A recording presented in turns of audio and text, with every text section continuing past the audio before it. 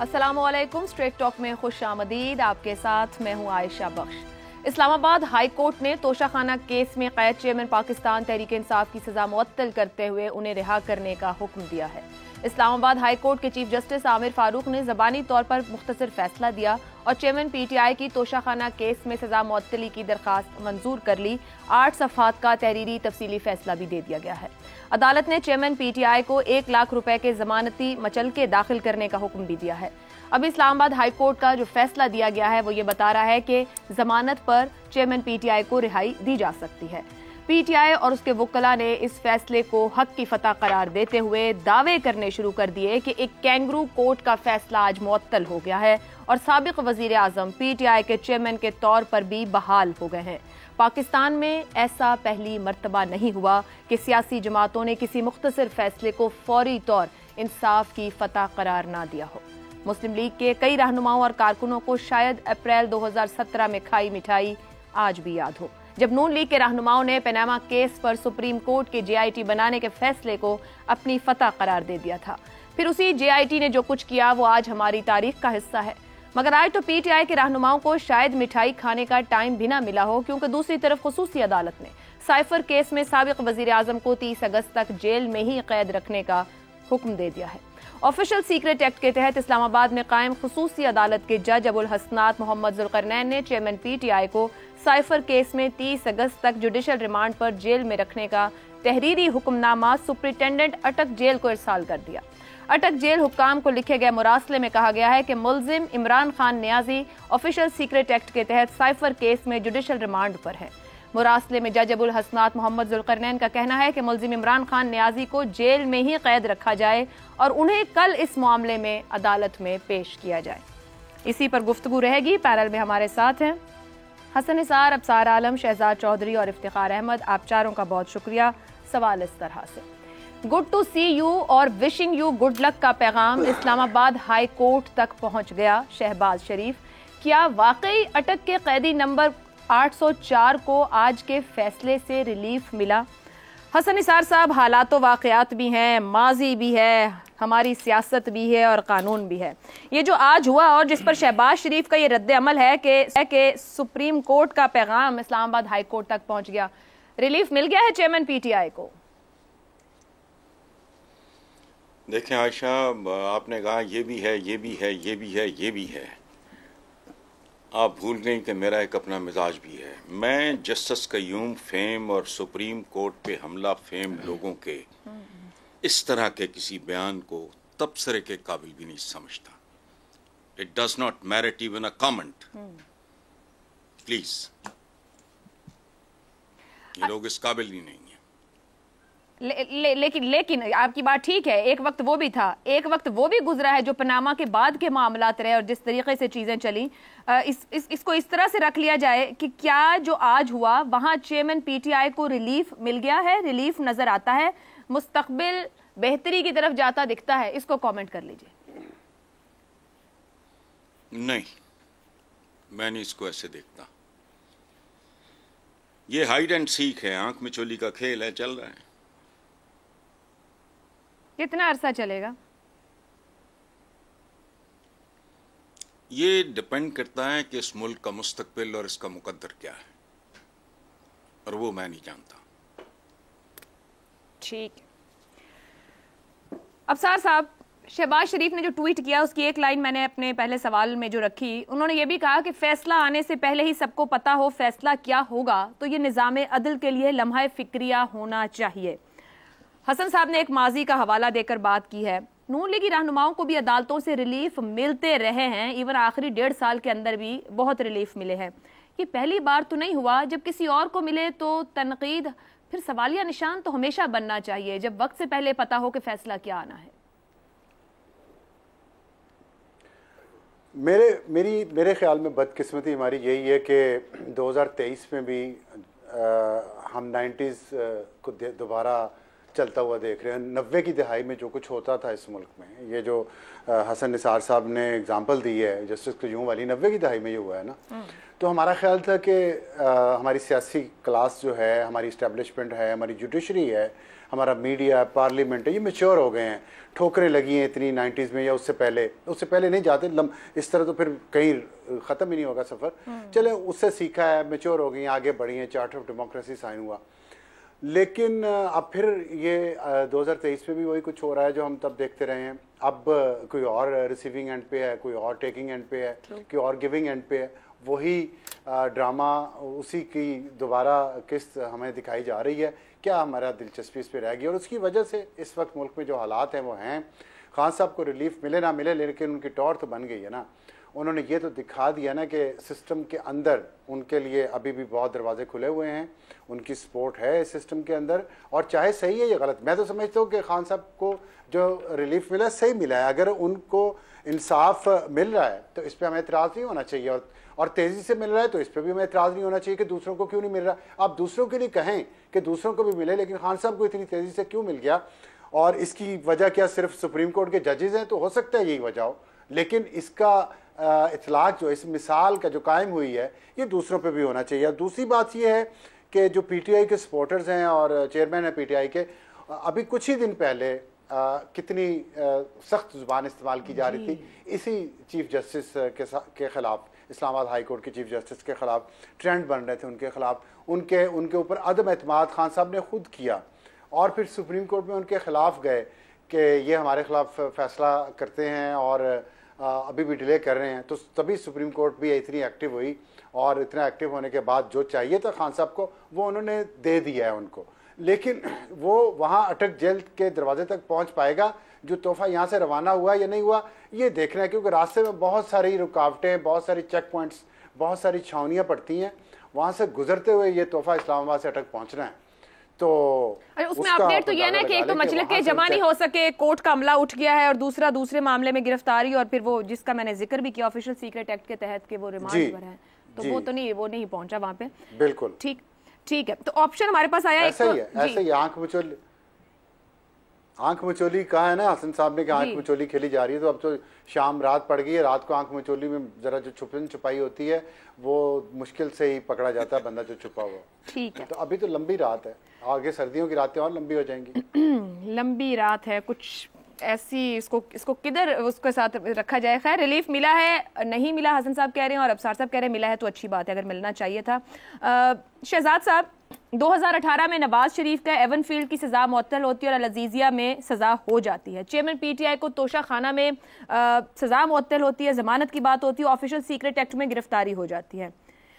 तारीख का जबर कहा जाए, मकाफाते अमल कहा जाए, इन्हीं सियासतदानों का मारूजी हालात कहा जाए कि इस वक्त के हालात यहाँ ले आए हैं, या कुछ और है? ये है क्या सब कुछ? अच्छा, मैं कमेंट तो करना चाह रहा था, लेकिन मेरा ख्याल है आपके सवाल का जवाब अबसार ने खूब दे दिया कि हमारी बदकिस्मती है कि हम ये हालात देख रहे हैं मुल्क के अंदर। ना सिर्फ ये, आपने दो चीज मिसालें दी। यहाँ पर तो मुकदमात, इतने बड़े बड़े मुकदमात, इतने बड़े बड़े इल्ज़ामात जो कि होते हैं, वो जो जिनके मुकदमे कायम होते हैं इन्वेस्टिगेशंस के बगैर ख़त्म हो जाते हैं, और घर जाके बता दिया जाता है कि आपके जो मुकदमात है ख़त्म कर दिए गए। यहाँ पर तो हिफाजती ज़मानतें हो जाती हैं, ना सिर्फ उन लोगों की जो कि सियासत मैदान सियासत के बड़े सूरमा हैं, बल्कि उनकी औलादों की भी हिफाजती ज़मानतें हो जाती हैं before they board an aeroplane, जहाज़ पर चढ़ने से पहले।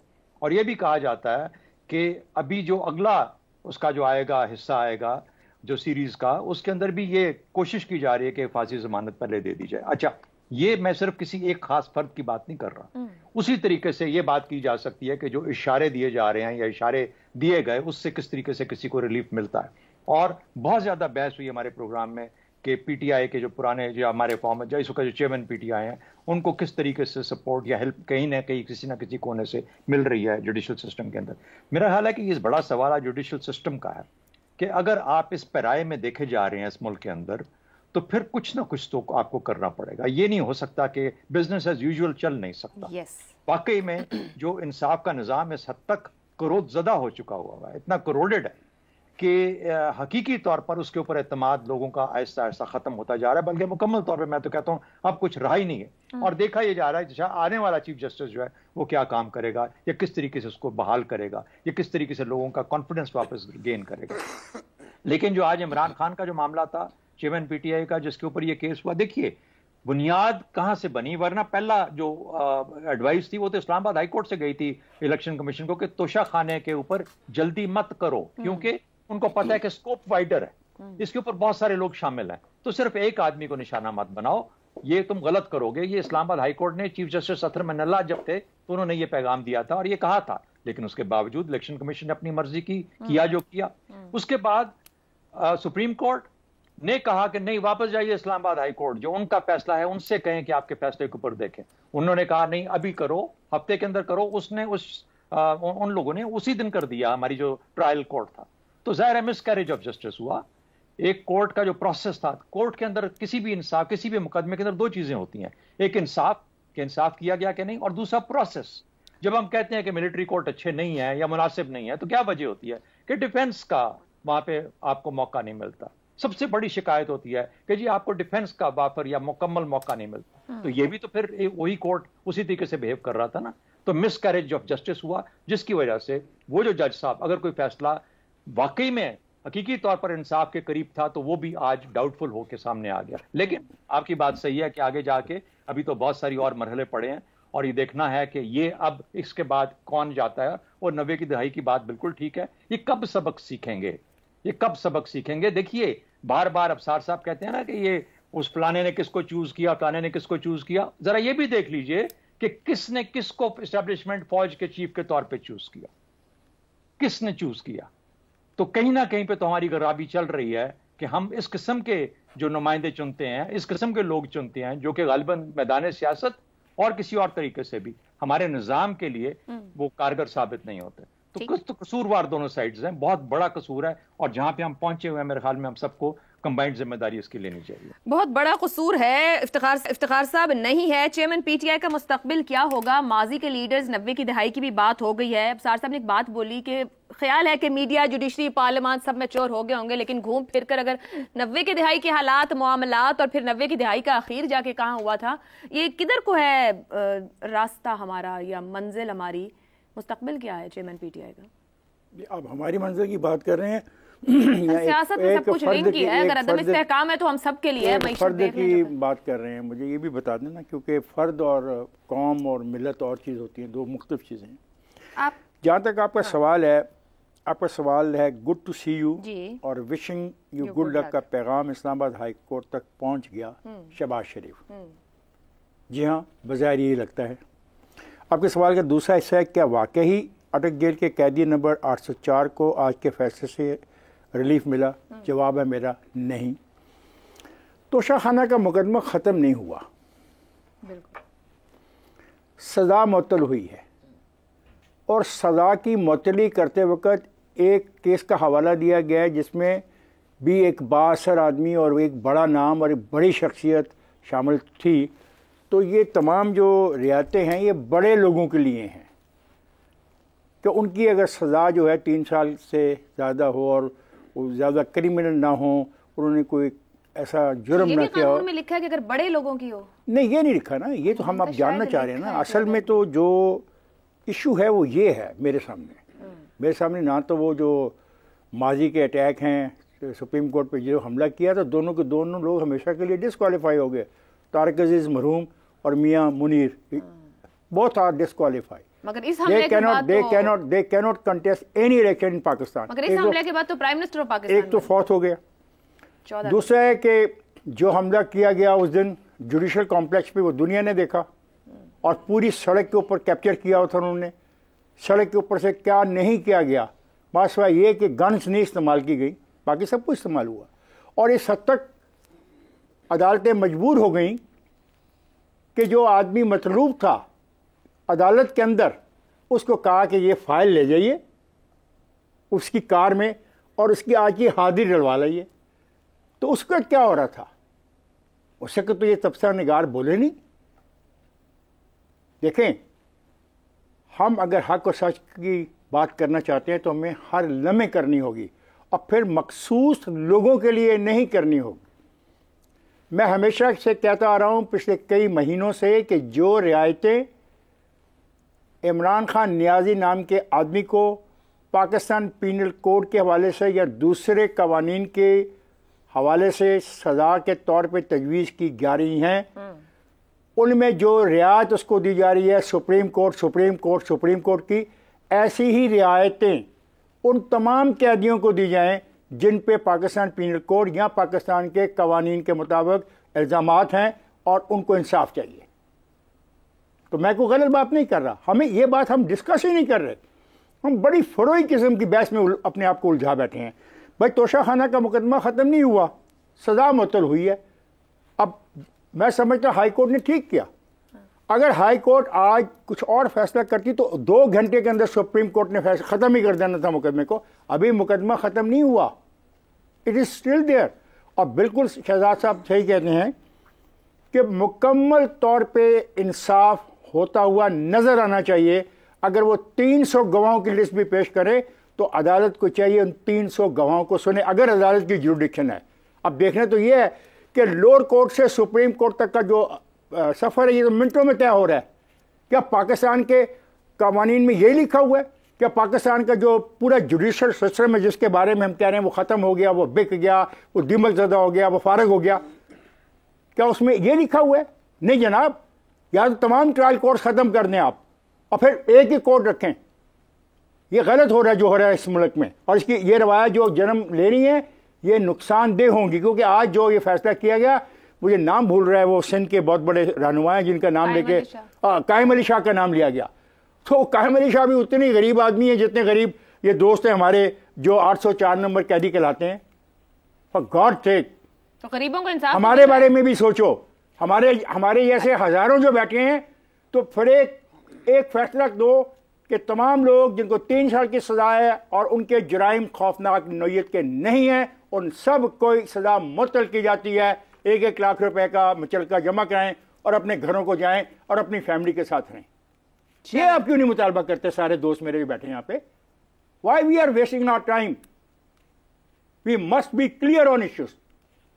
मुकदमा अभी नहीं खत्म हुआ, चलेगा। अच्छा, अब दूसरी बात, मैं इंटरेस्टेड नहीं हूं कि इमरान जेल में रहे। मैं तो चाहता हूं कि बहादुरी से वो आए और सूरत हाल का मुकाबला करे। जो वो पूरी की पूरी बारूदी सुरंगें बिछा गया सिस्टम के अंदर हर जगह, ठीक है, सियासी तौर पे, माशी तौर पे, इखलाकी तौर पे, उन बारूदी सुरंगों को उठा के रास्ते से साफ करे ताकि हम आगे जा सकें। ठीक है, ठीक है। लेकिन अभी साइफर का मामला है जिसमें कल पेशी है। हसन साहब, आपको लगता है कि साइफर का मामला इतना बड़ा होगा कि तोशा खाना का मामला भी पीछे रह जाएगा? मैं तो कहता हूँ कि पैकअप करो सारा कुछ। जिस मुल्क के वजीर आजम पे आपको इस तरह का शक हो, उसको तो फिर पता नहीं क्या करना चाहिए। I don't know, I find it funny. ठीक, I find it absolutely funny. Absar sahab, ये इस मुल्क के वज़ीर आज़म पर ये ऐसा शक क्यों रहता है? जिस किस्म के इल्जामात होते हैं एक के बाद एक, और ये वज़ीर आज़म ही हैं जो जेलों का रुख करते हैं, तो वाकई भी वो हसन साहब जो कह रहे हैं मामलात का रुख कहीं वहीं तो नहीं है? नहीं यार, सदर अमेरिका के बारे में भी इसी किस्म के शक का हुआ और उसके घर में जाके छापा मार के डॉक्यूमेंट्स बरामद की गई। कोई नई बात तो नहीं हो रही। यहाँ तो डॉक्यूमेंट नहीं मिले अभी जी। तो अभी मिल जाएंगे ना, डॉक्यूमेंट घुमा दिए, हम डॉक्यूमेंट तो ढूंढ रहे हैं। अच्छा, यही तो हमारा केस है, समझ रहे, यही हमारा मुकदमा है। नहीं, जो मुकदमा है वो यही है ना कि डॉक्यूमेंट किधर है। ठीक है। अब सार साहब, आपको लगता है ये वाला मामला बड़ा हो जाएगा दूसरे मामले से, कि वाकई एक फनी मामला है? देखिए, जो आपने पहले पूछा, मुझसे शायद पूछा था कि वज़ीर आज़म ही क्यों पकड़े जाते हैं। वो वज़ीर आज़म का कसूर ये है कि वो सिविलियन है इस मुल्क में और उनकी गर्दन पतली है, इसलिए वो फांसी के फंदे में भी फिट आती है, वो हवाई जहाज़ के हाई जैकिंग केस में भी फिट आती है, वो जिला वतनी में भी फिट आती है, वो साइफर में भी फिट आती है, वो हर जगह फिट आती है और बड़ा आसान है। यहाँ पे मिलिट्री डिक्टेटर कौम के बेहतरीन नौजवान, 2000 नौजवान सोल्जर्स को अपने ज़ाती एडवेंचर के लिए शहीद करवा दे कारगिल में, हम उससे नहीं पूछते। हम वो इस मुल्क के बहरी बरी फ़ज़ाई अड्डे अमेरिका को दे दे, मुस्तकिल दे दे, और उसके बदले में वो और उसके क्रोनीज जो है वो पैसे इकट्ठे करते रहे अपने ज़ाती बैंक अकाउंट्स में। हम कुछ कहते नहीं हैं। वाह वाह, जितने वज़ीर आज़म हैं, या वो सिक्योरिटी रिस्क हैं, या वो गद्दार हैं, या वो रॉ के एजेंट हैं, या वो इस तरह के कामों में। बात यह है कि आपके सवाल में जो तंज छुपा है ना, वही असल चीज़ है। हमें ये फैसला करना पड़ेगा हमने आगे बढ़ना है या नहीं बढ़ना, या हमने बच्चों की तरह जिस शख्स को हम इस मुल्क का वज़ीर-ए-आज़म बनाते हैं उस पर इल्जाम लगाने, हम उस पर इल्जाम लगा किसी तरह के उसको जेल में बंद करना, तो फिर ठीक है। जी शहजाद साहब, आप भी पॉइंट दीजिएगा। मैं ये कह रहा हूँ हमारे नुमाइंदे कौन है। अगर तो ये फैसला कर लें अफसार साहब कि नुमाइंदा, हमारे जो नुमाइंदे हैं वो वर्दी पहनने वाले लोग हैं, तो फिर तो मैं उनकी बात मान लेता हूँ। लेकिन अगर वोट अफसार साहब उनको नहीं देते और इनको देते हैं और इनके लिए मुकदमा लड़ते हैं, तो फिर मेरा हाल है उनको स्टैंड लेना चाहिए उनके साथ और उनकी सपोर्ट में। ये भी पॉइंट है। वोट तो इनको देके आते हैं, जिम्मेदारी यही जवाब होंगे ना आपको। मुख्तसर जवाब भी आपको होंगे, वो तो नहीं होंगे ना। मैं वोट तो हाँ, मैं वोट इन्हीं को डालता हूँ, वो निकलता किसी और के नाम पे है और फिर उनको 5 साल पूरे नहीं करने दिए जाते। किसी वज़ीर-ए-आज़म ने 5 साल पूरे नहीं किए, बस। ये बहुत आसान तरीका है किसी और को लेबल करने का। आप करते इंतखाबात मुनसिफाना करवा दें और 5 साल पूरे करने दें। आप 5 साल पूरे करने दें, इंतखाबात मुनसिफाना होने दें, बस। चलें जी, एक ब्रेक लेनी है। ब्रेक के बाद गुफ्तगू आगे बढ़ाएंगे और जाहिर बात रिस्पॉन्सिबिलिटी के साथ आती है, रिस्पॉन्सिबिलिटी के साथ सिंसेरिटी भी आती है, जो यकीनी तौर पर हम सबको सीखने की भी जरूरत है बतौर मुआशरा। एक ब्रेक और ब्रेक के बाद कुछ और गुफ्तगू। प्रोग्राम में एक बार फिर खुशामदीद। इत्तलात के मुताबिक पाकिस्तान तहरीक इंसाफ की क़यादत पार्टी की तरफ से चेयरमैन PTI और एस्टेब्लिशमेंट के दरमियान ताल्लुकात की बहाली के लिए कोशिश कर रही है, ताकि पार्टी को मौजूदा मुश्किल सूरत हाल से बाहर निकाला जा सके और पार्टी को मजीद सख्तियों का सामना न करना पड़े। PTI के एक धड़े के मुताबिक PTI और एस्टेब्लिशमेंट के दरमियान इख्तिलाफात के तासुर का खात्मा होना चाहिए। PTI के मुताबिक वो चाहती है कि एस्टेब्लिशमेंट अपनी मौजूदा पॉलिसीज का जायजा ले। PTI के सीनियर रहनुमा ने बताया कि पार्टी मुल्क और अवाम के फायदे के लिए इदारे और चेयरमैन PTI के दरमियान मौजूदा खला को दूर करने के लिए तैयार है। उनके मुताबिक मुल्क में सियासी और माशी हालात की बेहतरी के लिए भी पाकिस्तान तहरीक इंसाफ अपना किरदार अदा करने के लिए तैयार है। इसके साथ साथ बुशरा बीबी की चेयरमैन PTI के साथ जो मुलाकातें रिपोर्ट हो रही हैं, सोशल मीडिया पर एक और तर्ज की अफवाहें बहुत जोर पकड़े हुए हैं, जहां ये गुफ्तगू हो रही है कि जिला वतनी का ऑप्शन दिया जा रहा है या अवेल करने की कोशिश की जा रही है। आया मुज़ाकरात हो रहे हैं, नहीं हो रहे हैं, इनकी अहमियत कितनी है, कितना सर्वाइवल है इसमें चेयरमैन PTI और पाकिस्तान तहरीक इंसाफ के लिए, इसी पर गुफ्तगू करेंगे। सवाल आप सबके लिए, PTI के पास एस्टेब्लिशमेंट के साथ मुफाहमत के अलावा दीगर ऑप्शंस क्या हैं? हसन निसार साहब, क्या ऑप्शंस है पाकिस्तान तहरीक इंसाफ के पास जो एक तासुर या ये बात दी जा रही है कि कोशिश कर रहे हैं ताल्लुकात की बहाली हो, एस्टेब्लिशमेंट भी देखे और सोचे ताकि पार्टी को मजीद मुश्किल वक्त से ना गुजरना पड़े। यहाँ तक कहा है कि इलेक्शन और इन मामलात के लिए दीगर पार्टियों के साथ भी बैठने को पाकिस्तान तहरीक इंसाफ तैयार है। PTI के पास ऑप्शंस क्या है राइट नाउ? देखें, पहली बात जो आपने की है मुफाहमत की, तो इंतहाई बेसिक असूली मंतकी बात यह है कि मुफाहमत के लिए दोनों फरीकैन का माइल होना ज़रूरी होता है। अच्छा, वो तो कोई मुफाहमत नहीं थी जो मैकार्थर ने गालिबन वो सेकेंड वर्ल्ड वॉर के बाद जैपनीज़ के साथ अमेरिकन, वो ये मुफाहमत और चीज़ है। ताली एक हाथ से नहीं बचती। इस सूरत हाल में क्या हो रहा है मैं नहीं जानता। दूसरी और फैसला कुन बात यह है कि इस वक्त पाकिस्तान का जो हाल है, हम हमेशा ही सुनते हैं नाजुक दौर, लेकिन ये मैं पहली दफ़ा मैं महसूस कर रहा हूँ कि नाजुक दौर है। एक वो था फॉल ऑफ ढाका वाला और एक दूसरा ये है, अदरवाइज मैंने कभी इस बात में बिलीव नहीं किया। तो फैसला कुन बात मेरे नज़दीक ये होगी कि अव्वलीन तरजीह मुल्क की बका को है या ज़ाती अना को है। ख़त्म हो गई बात। PTI और नो PTI, मुल्क जिस तरह के बहरान का शिकार है, बहरान नहीं, ये बहुत छोटा लफ्ज़ रह गया बहरान, जिस तरह के पै दर पै क्राइसिस और मल्टीपल किस्म का, अकल से बाहर है काम इस वक्त। और मैं तो अंजाम का सच्ची बात है सोच के मैं डरता हूँ। ये सिर्फ ये कोई इस्टेब्लिशमेंट या ये PTI का मामला नहीं है। पूरा मुल्क अगर एक ख़ास तरीके से बिहेव नहीं करता, नहीं सोचता या एक्ट नहीं करता या फील नहीं करता, तो फिर अगे तेरे पागल अच्छी है। इससे ज़्यादा मैं नहीं बात कर सकता है इसमें। ठीक है, हसन साहब कह रहे हैं छोटा बहरान नहीं है, एक फैसला कुन सूरत हाल है। इफ्तिखार साहब वो कहते हैं मुल्क की बका या जाती अना, ये एसी वाले कमरों में बैठ के बड़ी बड़ी बातें, या हम भी यहाँ पे सवाल रख रहे हों, सब कुछ अपनी जगह। जेल का माहौल चेयरमैन पीटीआई को लचकदार मौक़िफ़ की तरफ, रवैये की तरफ ले जा सकता है, या वही नारा बिना किसी अमल के वो वहीं पर रहेंगे कि मजबूती से डटे खड़े हैं वहाँ पर? नहीं, वो मजबूती से डटे खड़े हैं। ये इत्तला मुझे पीटीआई के दोस्त रोज़ाना देते हैं। अगर आपको नहीं यकीन तो सोशल मीडिया पे जाके देख ले कि वो तो डटे खड़े हैं। अच्छा, तो सवाल ये पैदा होता है कि मुफाहमत का जो असूल है वो मंतिक की बात है, जैसा हसन निसार साहब कह रहे हैं। असूली बात तो यही है, क्योंकि मुफाहमत नहीं तो क्या? नहीं, देखिए ना, अगर मुफाहमत नहीं तो मुखासमत में क्या मिलेगा? कुछ भी नहीं मिलेगा। दोनों आप खुद कह रहे हैं वो डटे हुए हैं। नहीं, वो डटे, ये तो उनको सोचना चाहिए ना, ये मैंने तो नहीं सोचना। हम तो राय दे सकते हैं ना, जैसे हसन निसार ने राय दी है, उनके दोस्तों में से है, उनके चाहने वालों में से है, उनको प्यार करने वालों में से है। वो भी इस नतीजे पे पहुंचा कि क्राइसिस बहुत गहरा है। क्राइसिस आम क्राइसिस नहीं है जो हम देख रहे हैं, क्राइसिस इक्तिसादी है, क्राइसिस इखलाकी है, क्राइसिस सियासी है, क्राइसिस जो क्राइसिस है वो इंतज़ामी है। अब बताएं, जहाँ इंतज़ामिया का इशू भी आ जाए, जहाँ पे आपके मुआशरे का मसला भी आ जाए, जहाँ पे आपके इक़्तिसादियात मामला भी उलझ जाए सारे, यानी जो तरबियत उनके दोस्तों ने अपने चाहने वालों को दे दी है, उसके नताइज सुबह शाम लाखों लोग भुगत रहे हैं। मैं कहता हूँ कि वो अपने वर्करों को सियासत के आदाब ही सिखाने की हिदायत कर दे तो बहुत बड़ा स्टेप होगा। ये जो क्राइसिस गहरा हो रहा है ना, ये कम हो जाएगा, इसकी गहराई में कमी आ जाएगी, ताकि दूसरा फरीक से हम भी बात कर सकेंगे भाई उनके रवैये में लचक आ रही है।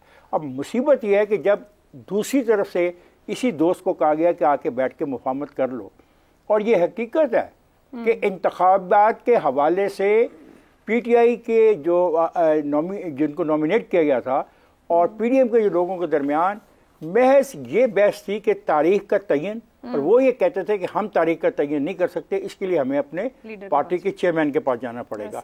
पार्टी के चेयरमैन ने कहा सवाल ही नहीं पैदा होता, क्योंकि ये अब फंस गए हैं और इनको फंसाए रखो। नतीजा हुआ खुद तो वो चले गए जेल में और कैदी नंबर 804 बन गए, लेकिन बाकी लोग तो फंस गए। यहाँ से आगे नाउ ऑनवर्ड्स अब वो जेल के अंदर है, अगर रास्ता मुखासमत है तो नतीजा क्या है?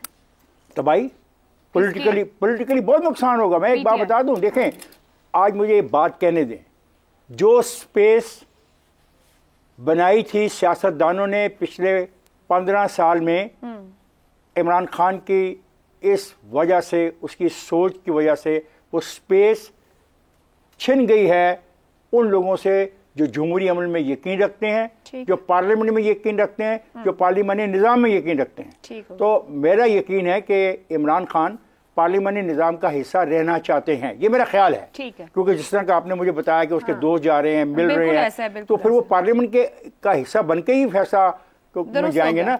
अगर पार्लियामेंट का हिस्सा ही नहीं होंगे तो फिर कैसा फैसला और क्या हालात ठीक हो, मैं नहीं समझता। उनको एक बात को गौर करना चाहिए, उनके सब साथियों को, कि पार्लियामेंट है तो वो हैं, और अगर पार्लियामेंट नहीं है ना तो फिर वो नहीं चल पाएंगे। ठीक है, लेकिन वो ऊपर एक हसन साहब ने भी बात की थी कि दोनों फरीकैन का उस मुफाहिमत और उसके लिए बढ़ना, दोनों फरीकैन में मैं भी ये कह रहा हूँ। देखो बात सुनो, जब उनका रवैया क्लियर होगा तो शायद दूसरा फरीक भी समझे। अगर रवैया यही है जो हम सुबह शाम सोशल मीडिया पे देख रहे हैं, तो उस रवैये में भाई दूसरा फरीक, मैं उन्हीं की लीडरशिप की बात कर रहा हूं, वो बात करना चाह रहे हैं, वो सबके साथ बैठना चाह रहे हैं। दूसरा फरीक बिल्कुल कोई रियायत नहीं करेगा। मैं आपको बताऊं, मैं शहजाद साहब मैं आपकी तरफ आऊं। बुशरा बीबी की चेयरमैन पीटीआई से जेल में मुलाकातें, और फिर इसके बाद रिपोर्टेडली जो कुछ सोशल मीडिया पर, कुछ आज मेन स्ट्रीम चैनल्स पर भी ये जो अफवाहें कि बाहर जाने की बात या जिला वतनी का एक ऑप्शन मौजूद है, क्या ये ऑप्शन होना चाहिए या आपके ख्याल में कहीं होगा? एस्टैब्लिशमेंट के साथ मुफाहिमत नहीं या बातचीत नहीं तो फिर ऑप्शन क्या है? पीटीआई के पास जला वतनी के ऑप्शन को ना इमरान खान मानेगा, ना ये उसका ऑप्शन है। ये पता नहीं कौन लोग बता रहे हैं। ठीक है जी शहजाद साहब। देखिए, पीटीआई के नुक्ता नज़र से और पाकिस्तान की सियासत के नुक्ता नज़र से मेरा ख्याल है इमरान खान को या पीटीआई को जला वतनी का जो ऑप्शन है इसको बिल्कुल एक्सेप्ट नहीं करना चाहिए। ठीक, बिल्कुल एक्सेप्ट नहीं करना चाहिए। वो लाजिम और मलजूम है पाकिस्तानी सियासी निज़ाम का, और अगर वो ये है और जिस किस्म की मुश्किलात में वो घिरे हुए हैं पीटीआई वाले, इस वक्त पहला काम तो ये है कि जो बच सकता है उसको बचाया जाए। सही, जो बच सकता है उसको बचाया जाए और संभाला जाए, क्योंकि पार्टी तितर बितर हो रही है, लोग टूट रहे हैं। तो भले आपका निज़ाम नीचे ग्राउंड लेवल के ऊपर आपकी सपोर्ट वोटर बेस मौजूद है, लेकिन उसको चलाने के लिए भी तो कुछ लोग चाहिए ना। तो वो जब सब के सब या कैद होंगे या छोड़ देंगे आपको, तो फिर आपका निज़ाम चलाने वाला कोई बंदा नहीं रह गया, और यही इस वक्त सबसे बड़ी कमजोरी है। लेकिन ऑप्शन जहां पर यह आ जाती है कि आपने एक ऐसी दुकान से जाके दवा लेनी है जहां पर आप पहले भी जब गए थे तो उसका कोई आपको इलाज बीमारी को खातिर फाका नहीं हुआ था, वापस वहां जाने का तो फायदा नहीं है। और अगर आप पाकिस्तान की सियासत के पॉइंट ऑफ व्यू से देखते हो तो फिर तो लॉन्ग टर्म बेनिफिट पाकिस्तान की सियासत का और आपकी पार्टी की सियासत का और आपकी सियासत का इस कंडीशन के साथ कि आपने अपने अमल के ऊपर जो पिछले 4-5 साल या जितना टाइम मिला उसके ऊपर जो आपसे गलतियां हुई आप उनका यादा करें, आप उनको समझें, उसकी करेक्शन लेके आए, अपनी सियासी सोच के अंदर करेक्शन लेके आए। अगर ये सब कुछ आप करते हैं तो आप एक सतून हैं पाकिस्तानी सियासत के। उस सतून को कभी भी अपने आप को किसी के आगे इस तरीके से जाया नहीं करना चाहिए। अगर उसका मुस्तकबिल है तो पाकिस्तान की जो बाकी सियासी जमातें हैं उनके साथ मिल के चलने में एक पार्लियामेंट की शक्ल के अंदर या किसी और शक्ल के अंदर मेरा ख्याल है उसके अंदर एग्जिस्ट करता है। अब सवाल आ जाएगा जब आप सब 3 इकट्ठे होंगे, 4 बड़े प्लेयर इकट्ठे होंगे, तो फिर सबको मैच करना पड़ेगा दूसरे को। आप बुराई की तरफ मैच मत कीजिए, उधर मत ढलकिए जहां पर गहराइयां और नीचे बहुत ज्यादा डीप डेप्थ्स हैं। आप अपने आप को ऊंचाई की तरफ लेके जाइए, बेहतरी लेके आइए, ताकि दूसरे भी मजबूर हों कि वो आपसे बेहतर परफॉर्म कर सकें। मेरा ख्याल है इसमें मुस्तकबिल है पाकिस्तान की सियासत का। लेकिन पाकिस्तान के वैसे मामलात बहुत गंभीर हैं जो कि जिसका जिक्र इफ्तिखार साहब ने भी और हसन साहब ने भी किया। जाहिर है इस वक्त चैलेंजेस की नोयत टोटली डिफरेंट है, लेकिन क्योंकि आपका सवाल सिर्फ पीटीआई से मुतल्लिक है इसलिए मैंने पीटीआई के ऊपर ही फोकस किया। लेकिन अफसार साहब कहीं ना कहीं जाहिर बात है जहां पीटीआई खड़ी और जो कुछ हो रहा है गुज़िश्ता कुछ महीनों में, कुछ अरसे में, एक दूसरे से इनका लिंक खत्म भी नहीं किया जा सकता है। अभी शहजाद साहब ने गलतियों से सीख की बात की, मगर एक हकीकत भी है, हमारी तारीख भी बताती है, कोई भी लीडर हो A to Z माशरा जिस जगह आ गया है सीख नहीं है। सर इस वक्त पीटीआई के पास एस्टेब्लिशमेंट के साथ मुफाहमत के अलावा कोई ऑप्शन है? और देखें, बड़ा दिलचस्प सवाल किया आपने और मैं इसको एक और एंगल से आपको जवाब देने की कोशिश करता हूँ, शायद कि उतर जाए तेरे दिल में मेरी बात। आप पहले सेगमेंट में शहजाद चौधरी साहब ने एक पॉइंट रेज किया कि नुमाइंदे कौन होते हैं, वो क्यों नहीं रेजिस्ट करते। देखिए, मैं एज अ सिविलियन पाकिस्तानी मैं नहीं समझता कि नुमाइंदों को रेजिस्ट उस तरह करना चाहिए जिस तरह 9 मई को हुआ था। वो एक है ना मुहावरा कि बेवकूफ़ दोस्त से दाना दुश्मन बेहतर है। मैं ना दाना हूँ ना दुश्मन हूँ, लेकिन बेवकूफ हो, मैं बेवकूफ़ दोस्त मुझे समझ लें। हाँ, मैं बेवकूफ़ हूँ और मैं दोस्त लेकिन हूँ। मैं सिर्फ फौज से ये चाहता हूँ कि वो अपने उस दायरा इख्तियार में रहे जो उसे आइन ने दिया है। फौज को, अवाम को या सिविलियंस को या सियासी लीडरों को उस नहज तक नहीं लेके आना चाहिए जहां वो कहें तंग आमद बजंग आमद। क्यों आप करते हैं ऐसा? आप क्या समझते हैं कि ये आपके हक में जाता है कि सब लोग आपको कह रहे हैं फौज सब कुछ कर लेगी, फौज सबको बचा लेगी, सिविलियंस के सारे काम गलत हो रहे हैं, सिविलियन इदारे तबाह हो गए, फौज आके कर लेगी? ये अच्छी बात नहीं है, ये फौज के लिए अच्छी बात नहीं है, क्योंकि आज सारी जिम्मेदारी, सारा इल्ज़ाम फौज पे इसीलिए आ रहा है कि और कोई सिविलियन इदारा चाहते ही नहीं है कि वो अपनी जिम्मेदारी उठाए। क्यों? उन्हें पता है कि कहीं ना कहीं हमारी टांग खींची जाएगी। आपने सवाल किया है, इस सवाल ने सारी हकीकत खोल दी है। इस मुल्क में नुमाइंदा कौन है, ताकत किसके पास है और इख्तियार किसके पास है। बस यही मेरी विनती है, यही मेरी अपील है कि सियासी नुमाइंदों को कभी और सियासी कुव्वतों को कभी उस स्टेज, या तो फिर जैसे कुछ लोग मशवरा देते हैं कि जी सियासी नुमाइंदों को इनकार कर देना चाहिए, तो इनकार के बाद अगला स्टेप क्या है? 9 मई है अगला स्टेप। अगला स्टेप यही है कि अवाम आके खड़े हो जाए बाहर फौज के सामने। क्या आप ये चाहते हैं? मैं नहीं ये चाहता। हो सकता है कुछ लोग ये चाहते हो कि जी अवामी नुमाइंदे अपने लोगों को ला के फौज से लड़वा दें और फतह याब हो जाए। मैं नहीं ये चाहता। इस मुल्क में अनारकी होना, इस मुल्क में खून खराबा होना, मेरे ख्याल में ये इस मुल्क के साथ मोहब्बत नहीं है। सुलह सफाई से, अकल से, बातचीत से, डायलॉग से ये मामला हल होने चाहिए। और अब हर एक को ये सोचना चाहिए कि हमारा दायरा इख्तियार क्या है और हमने इससे बाहर नहीं निकलना, तभी हम आगे चल सकेंगे। और इसमें मुफाहमत होती है तो हो, कोई ये हक व बातिल की जंग नहीं है, ये सियासत है। इसमें कुछ लोग, लेकिन रियलाइजेशन की बात है कि वहां जैसे इफ्तिखार साहब ने, जी इफ्तिखार साहब भी कुछ आपसे पूछ रहे हैं। मैं कुछ नहीं कहना चाह रहा। मैं तो अगर लफ्ज़ एस्टेब्लिशमेंट इस फिक्रे से निकाल दिया जाए तो फिर सवाल ये है कि पीटीआई के पास मुफाहमत के लिए क्या दीगर ऑप्शन? तो ये फिर मुफाहमत उसको सिविलियन से करनी पड़ेगी ना, सियासी पार्टियों से करनी पड़ेगी ना। तो ये वो चाह रहे हैं ना, वो करना भी चाह रहे हैं, उन लोगों से करनी पड़ेगी जिनके ऊपर एक फौज छोड़ दी गई है गालियां देने के लिए, और बिल्कुल प्लानिंग के साथ और बिल्कुल एक मनसूबाबंदी के साथ बढ़ना है। पीटीआई का रवैया ऐसा नहीं रहा। वो गुज़िश्ता 5 से ज्यादा ऑपोजिशन में पहले भी कहती रही है कि वो इस ऑपोजिशन के साथ नहीं बैठेगी। ये तब्दीली है या नहीं, मगर क्लोजिंग फिलहाल यही करते हैं, वक्त खत्म हो गया है कि तमाम ही स्टेक होल्डर्स को, जो हसन साहब ने ऊपर बात की थी, बात किसी और ढंग में थी, मगर तमाम स्टेक होल्डर्स को जाती अना को पीछे रख के मुल्क की बका को आगे रख के सोचना होगा और अमल करना होगा। इजाजत दीजिए, अल्लाह हाफ़िज़।